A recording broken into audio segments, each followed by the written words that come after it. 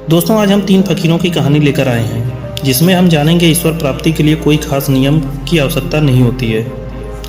एक नगर में 3 फ़कीर काफ़ी प्रसिद्ध हो गए थे। सभी लोग उनको बहुत मानते थे और उनके पास ही जाया करते थे। वहीं पर एक चर्च था जिसमें एक पादरी था। पादरी ने जब उन 3 फ़कीरों के बारे में सुना तो उसे उन तीनों फ़कीरों से ईर्ष्या हो गई, क्योंकि उनके कारण पादरी के चर्च में लोगों ने आना बंद कर दिया था। वह सोचने लगा, ईसाइयत के अनुसार जो मनुष्य ईसाइयत की शिक्षा लेता है वही पादरी या संत बनने के लायक होता है। बिना किसी शिक्षा के ये लोग कैसे इतने प्रसिद्ध हो गए। उसके मन में उन 3 फ़कीरों से मिलने की इच्छा प्राप्त हुई। वह तीनों फ़कीर झील के उस पार रहा करते थे।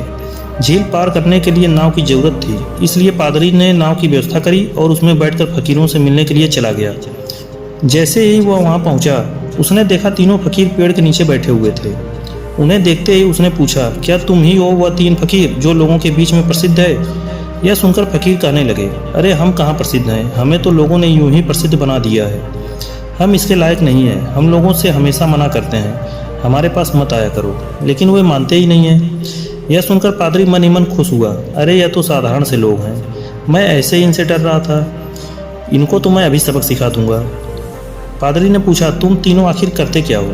फ़कीरों ने कहा, कुछ नहीं, हम तो इस पेड़ के नीचे बैठकर ईश्वर की प्रार्थना करते हैं। पादरी ने कहा, तुम्हारी बाइबिल किधर है? फ़कीरों ने कहा, हमारे पास कोई बाइबिल नहीं है, हमें तो पढ़ना तक नहीं आता। यह सुनकर पादरी का आत्मविश्वास बढ़ गया, अरे यह तो अनपढ़ लोग हैं, फिर भी लोगों को मूर्ख बना रहे हैं। पादरी ने कहा, तुम लोगों को चर्च की कोई प्रार्थना तो याद होगी, किस प्रकार तुम ईश्वर को याद करते हो?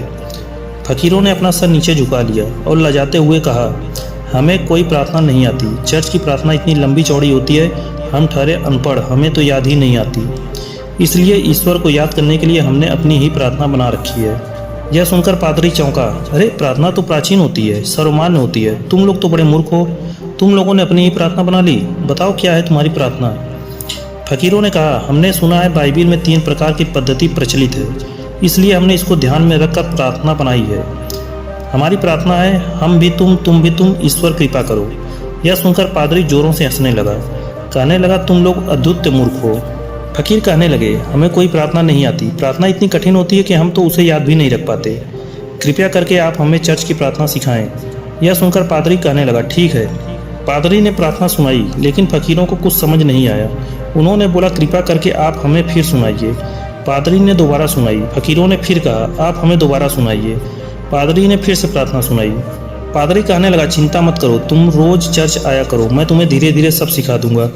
तीनों फ़कीरों ने पादरी का आभार व्यक्त किया। पादरी मन ही मन घमंड से फूल उठा। पादरी नाव पर बैठकर चर्च की तरफ जाने लगा। वह झील के बीचों बीच पहुंचता है तो क्या देखा, वह तीनों फ़कीर भागते हुए उसके पास आ रहे हैं। वह ऐसा कुछ देखता है जिससे उसकी आंखें फटी की फटी रह जाती हैं। तीनों फ़कीर झील पर ऐसे चल रहे होते हैं जैसे कि वह ज़मीन पर चल रहे हैं। पादरी सोचने लगता है, ऐसा चमत्कार तो सिर्फ जीसस ही कर सकते हैं। तीनों नाव के पास पहुंचते हैं और कहने लगते हैं, कृपा करके आप हमें वह प्रार्थना दोबारा बता दें। हम तीनों में बहस हो गई है। यह कहता है कि प्रार्थना ऐसी थी, मैं कहता हूँ प्रार्थना ऐसी थी, और यह तीसरा कहता है कि नहीं, प्रार्थना तो ऐसी थी। अब हम तीनों प्रार्थना करें या प्रार्थना क्या थी इस पर वक्त बर्बाद करें, इसलिए कृपा करके जाते जाते हमें एक बार वह प्रार्थना फिर से सुना दें। पादरी को अपनी गलती का एहसास हुआ। वह तुरंत ही तीनों के पाँव पड़ गया, कहने लगा, मेरी प्रार्थना गलत है, आप तीनों की प्रार्थना सही है। ईश्वर प्राप्ति के लिए हमें किसी नियम की ज़रूरत नहीं होती, बस सिर्फ श्रद्धा की ज़रूरत होती है।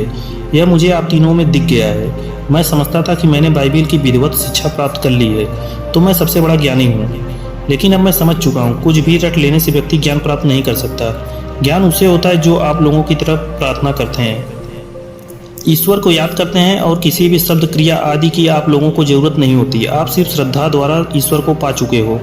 कृपया करके मुझे माफ़ कर दें, मुझ में घमंड आ चुका था। आप तीनों ने मेरे घमंड को चकनाचूर कर दिया। अब शायद सच में मैं बाइबिल और ईश्वर को समझ पाऊंगा।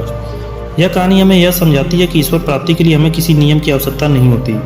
अपने समर्पण और निश्चल प्रेम द्वारा हम ईश्वर को बड़ी ही आसानी से प्राप्त कर सकते हैं। उम्मीद है यह कहानी आपको पसंद आई होगी। धन्यवाद।